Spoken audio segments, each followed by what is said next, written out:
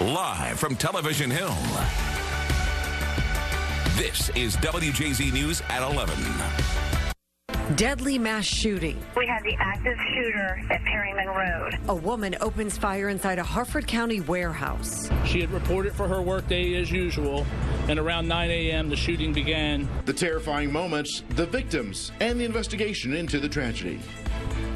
Hello, everyone. I'm Vic Carter. And I'm Mary Bubala. Heartbreak in Harford County tonight. 3 people are dead in a workplace shooting, 3 others injured. The female shooter also dead from a self-inflicted gunshot wound. And WJZ is live with a team of reporters covering the story. WJZ investigator Mike Helgren has been live at the scene all day long. He has the latest on the tragedy that unfolded and what we know about the suspect. Mike? Mary and Vic, this was a chaotic and emotional day when the lone suspect brought her gun to work and started shooting. And we still don't know why right now. She may have taken her motive to her grave. Our live coverage continues now. Rick Ritter hears from a man who was there moments after the shooting happened and helped a wounded victim. Rick? Well, Vic, we know the shooting rampage started outside the Rite Aid facility and then made its way inside with at least 3 people being gunned down. But some were lucky enough to live and tell their story. And tonight we have video of one man just moments after he was shot and ran for help. It's like I thought since my life. And as we mentioned, emergency teams were on the scene within minutes of the shooting. Victims who were shot were taken to hospitals in Delaware and in Baltimore. WJZ is live. Ava Joy Burnett is outside Johns Hopkins Bayview Medical Center. Trauma staff there tended to a majority of those victims. Ava Joy. Well, Mary, tonight WJZ has confirmed the person who was taken to a hospital in Delaware has been released. Of the 7 people who were shot, officials say 4 of them were taken here to Bayview Medical Center in Baltimore. Tonight, 3 victims are dead. In the hectic moments during the gunfire, many workers tried to reach out to their loved ones. Earlier tonight, we spoke to a daughter of an employee who describes the emotional text she received this morning. Your mom sent you this text at 9:31 a.m. said, "I love you both more than you will ever know. There is a shooter in the building. Here is the text on the screen. I am hiding. I love you. Be good and take care of Daddy and the pets if something should happen." Alexi, where were you when you got that text? Sleeping. My sister woke me up to that. Oh my gosh! And yeah, how is she doing tonight? She's doing fine. She's laying down right now. She's been through the ringer.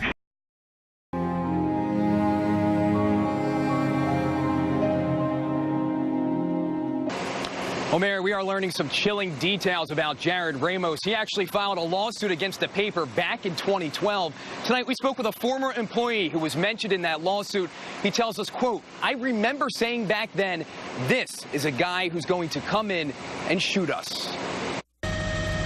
Hours after the heinous shooting in Annapolis, details surrounding the background of Jared Ramos are beginning to surface. The 38-year-old is pinned with opening fire on the Capital Gazette newsroom, a paper Ramos had a long-running feud with. I mean, this guy was a powder keg ready to go off because he just didn't get the satisfaction he was looking for from us. That's the voice of Tom Marquardt, former editor for the Gazette. In 2012, Ramos filed a defamation suit against Marquardt, columnist Eric Hartley, and the paper over an article that accused Ramos of stalking a female. While the Gazette initially won the case, Marquardt says Ramos was irate and kept finding ways to keep the case alive for years. He took action against the judges. He took action against attorneys. He took action against the newspapers. Marquardt says he warned others that Ramos was capable of a gruesome act like Thursday's. I am not surprised by this, unfortunately, and predicted back then that this was the kind of guy that could come in and shoot at. From the air, a view of absolute destruction. On the ground, pavement crumbled under the weight and power of a river of murky water. Sunday turning Ellicott City's Main Street into a disaster zone. There really is damage and destruction just about everywhere you look near and along Main Street. Behind me, part of a roof that once belonged to a cabin or shed now stacked on each other like a deck of cards. They saw him go under the water and not surface. The National Guardsman was last seen in the parking lot near La Palapa when he was overcome by the gushing Tiber River. He's not the kind of guy who's going to sit around and watch something happen. Longtime friend Joe Bedwell, who served in the Air Force with Eddie, says the veteran often dressed like Superman. 1, 2, 3, go.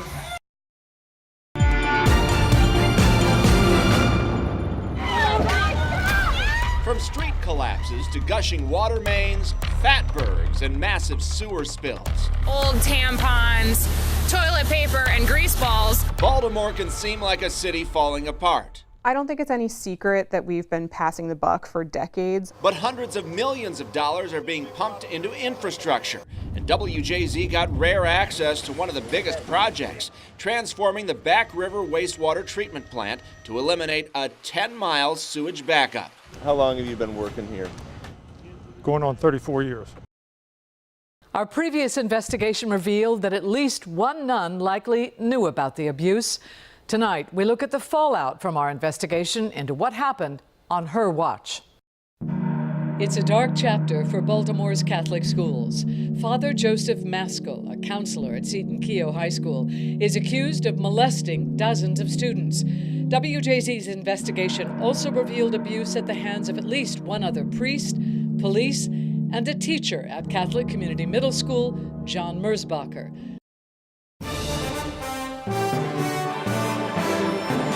Good evening, everyone. I'm Vic Carter. Maryland's primary election is June the 26th. Voters will make a lot of important decisions. That's why WJZ is broadcasting this special forum so you can hear directly from the candidates. Tonight, candidates running for the Democratic Party nomination for Maryland governor will discuss the issues. Tonight's forum is brought to you by WJZ, the Baltimore Sun, and the University of Baltimore. We'd like to thank the candidates for being with us here this evening. This is a WJZ special. Baltimore standing together, searching for solutions to the opioid epidemic. Now, here's WJZ's Vic Carter and Denise Koch. Hello, everyone, and welcome to Baltimore Standing Together. This is the second in a series of town halls presented by WJZ, the Baltimore Sun, and the University of Baltimore Schaefer Center of Public Policy. The next hour, we will be looking for ways to address the opioid epidemic. Addiction and overdoses are happening on an epic scale. Thousands of families torn apart. Most of us know what the problems are, but finding the solutions is the real challenge. I remember just hearing the screaming, and I couldn't, at first I couldn't focus on who it was, and then I heard it was me. This is the last photo Gina DiMaria has of her son, taken 3 weeks before he died of an overdose at 22. Anthony was a good kid, a state champion motocross rider, but when he broke his femur in an accident, doctors prescribed OxyContin and Percocet for the pain. So he became addicted. Back then is nobody should have pain. Nobody should have pain, especially kids. Needing to feed his addiction, he later told his mother opioid pills were too expensive. Someone had introduced him then to a $10 baggie, and it did the exact same thing. His last rehab 5 years ago was going well, and then I believe he met up with some people, and they had heroin, and he used that one last time. It takes everything from you. And then it takes your life. I would imagine that the hardest thing is wondering what your son might have become.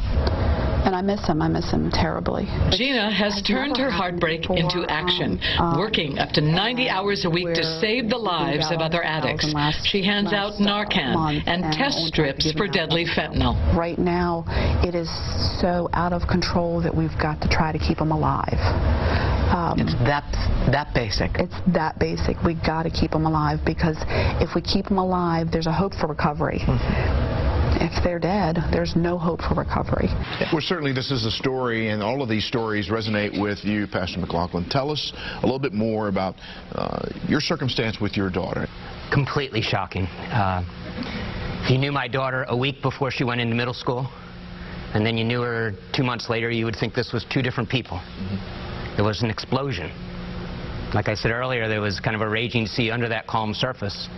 But I think maybe the hormones of adolescence and middle school kind of released that storm. And just, you know, one thing I tell parents is all your critical decisions you've got to make right at the start. Once they get very far down the road, the impact of decisions you make has less and less power. It'll generate hundreds of millions for schools. We'll lose hundreds of millions for our schools. As governor, I can promise you that money will go to education. We all remember them, emotional, dramatic commercials, first in 2008, then again 2012, appealing to voters to approve gambling in Maryland because it would mean millions in additional money for Maryland school children. And with independent audits required by law, Question 7 means millions for Maryland schools, guaranteed. Slots for Tots it was called, and it passed. But Comptroller Francho, a target of the gaming industry, was a vocal opponent. The problem is that it was always a hoax, and continues to be a hoax, perpetrated on the public. A hoax because our WJZ investigation reveals, and what most Marylanders did not and do not realize, is hidden in the language of the law. The gambling money funds but does not add to the state's education budget. The voters thought that they were voting for this totally new pot of money for education, and they didn't get it. And it didn't raise the bottom line for education. No. To illustrate, these blue chips represent the money the state spends on our schools. These red chips, the money the casinos put into the Education Trust Fund. Well, once that money is added, the state can just take that amount and put it in the general fund. The budget doesn't change, the pot doesn't grow, no additional money. If we didn't have a single casino, we would be spending exactly the same amount of money. A record-breaking career and a memorable Hall of Fame speech. Ray Lewis is now officially enshrined among the best of all time. Ever the showman, Lewis got an assist on stage from fellow Ravens Hall of Famer John Ogden. Honoring a legend, this is the Ray Lewis Parade. You have a lot of special moments in your career. Where does something like this rank? You can't rate it. You can't rank it. You can't rank it. You just got to ride the wave. We obviously know your dad is a very emotional guy. There's no doubt about it. Wears his heart on his sleeve. But I can tell he's a little more emotional than usual today. How much does this mean to him? I think it means more to him than anybody else. But I think once you put a lot of time and effort into something like that, I mean, who really, can take this moment from you? As it slowly makes its way in front of the staging area here in front of City Hall, and you can hear the crowd getting a little more enthusiastic because their hero is here. This is the Purple Postgame. Hello, everybody. I'm Rick Ritter, and welcome to the WJZ Purple Postgame Show. A big win for the Ravens against what was an undefeated Broncos team in another rainy game. The Purple and Black come out on top, 27-14. Let's send it down to M&T Bank Stadium, where Sports Director Mark Viviano and Kadri Ismail are live with highlights and more. Hey, guys. How you doing, Rick? We're outside the Ravens locker room. Q, you could hear them coming off the field. Every win is big in the NFL. They earned one here today, didn't they? Huge win. Bad weather didn't matter. First 90 seconds, they kind of gave the Denver Broncos a head start, but a strong finish for the Ravens to go against a team that came into M&T undefeated. Fans, they're fired up. Just a couple of weeks ago, people thought the season was over. But hey, like Mark always says, it's a long season, all right? Ravens 1-6 in their past 7 December games until now. They are now 2-6 and trending in the right direction. Tough matchup next versus the Chiefs for sure. But as we saw once again today, the run game and defense travel well. How are you feeling now, and how do you feel as far as assessing your play today and moving forward? Yeah, well, right now I feel good. I'll see tomorrow when I wake up how I really feel. But yeah, that bye week definitely helps out, especially mentally. You go through that long stretch of games. In the midst of many interviews, the lighter side sometimes emerges. And Mark Viviano has a wrap-up of some of the Ravens' more entertaining comments. What did I say last week? What did I say? These ain't the same Ravens. Gosh dang it. Eric Weddle is fired up, and so is Buck Allen after he scores a touchdown. However, his teammates aren't quite sure what Buck is doing. I have no idea what a touchdown celebration is. I think this is like year 3, but I still have no clue what he's doing. But it's very violent. From dancing to singing, Coach Marty trying to name that tune. In Pittsburgh, that song, the Mama song. It's a song. It's like 1980s, isn't it? Renegade. You gotta like the Renegade song, you know? Coach Harbaugh isn't a renegade when it comes to music. He prefers some soft rock. It's like the old song, I've been through the desert on a horse with no name. I guess he went through the article on a source with no name. That's good, right? That's good. From soft rock to the softer ways the NFL wants defensive players to tackle the quarterback. You gotta gently lay the guy down, you know, just gently lay him down, caress him. And back to the not-so-gentle Eric Weddle. All right. Enough. Woo. Yeah. Woo. This is the Purple Playbook.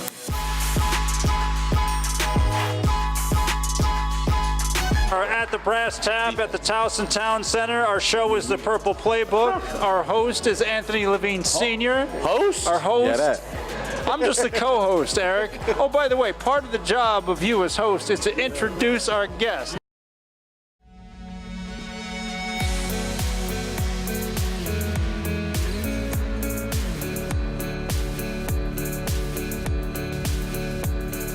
And welcome back to Light City, Baltimore. It is the grand finale, the final night of this week-long amazing festival that has shown such an amazing light on our city and all the incredible creativity. After dark, Charm City turns into Light City, celebrating Baltimore's art, sound, and innovation. Oh, I love Light City. This is awesome. I am here with Michael Bowman. He is the artist behind What Lies Beneath. So what does lie beneath? What are we looking at here? What we've found, what lies beneath the harbor in Baltimore, is a lot of mysteries, also trash we've found. So a lot of our activities this week have been taking some of the trash that's flowed down through the storm drains and taking it out.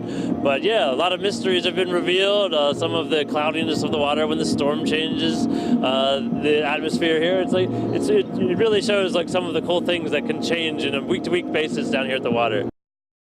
Back to WJZ's opening day special, live from Camden Yards. Welcome back on this beautiful, sunny opening day. The year the Orioles are going to go all the way. 2018, we feel it, we know it. Fantastic. We're so glad to have Taylor Gosman here, the wife of Kevin Gosman, one of the Orioles pitchers. Thanks. Yeah. Let me ask you something. What is your husband like on a game day? Does he have a ritual, anything he goes through? Yeah, so he used to have this weird thing with donuts that I think a lot of people know about. He used to eat a whole bag of powdered donuts in the middle of the game, so he'd eat 3 before every inning, but that was in high school and college, so I think now he's a little older, his body can't handle that anymore. Yeah, so he doesn't do that anymore, but the few things that I do know is he listens to country music on the way to the game. Okay. And then he puts his socks on at a certain time every single game. So I don't know what that does for him, but it obviously does the trick. Thank you again. Good luck for you. Thanks. Thank you so much. And we'll think about you Sunday in particular. Absolutely. Thank you. All right, go O's. Great. Well, Mark Viviano's down on the field once again, giving us a preview of today's game and some of the things that we can look forward to in this season. Mark. Well, Vic, you know, the Orioles have talked a long time about developing good young pitchers. You just spoke with Taylor Gosman. Her husband, Kevin, who'll be pitching Sunday, drafted in the first round by the Orioles. He's an important part of their starting rotation. WJZ and the Baltimore Orioles are helping to teach children from around the region about weather. From the National Weather Service, it is the government portion of the Weather Service that helps to inform all meteorologists. They learned about all kinds of weather. We look to the sky. Do we see the sun? No. And every student seems to have a favorite.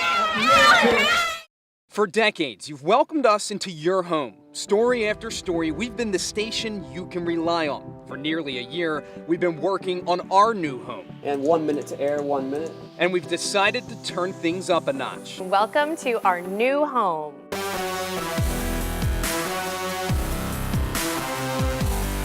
It's out with the old and in with the best of the best. The future of WJZ starts today.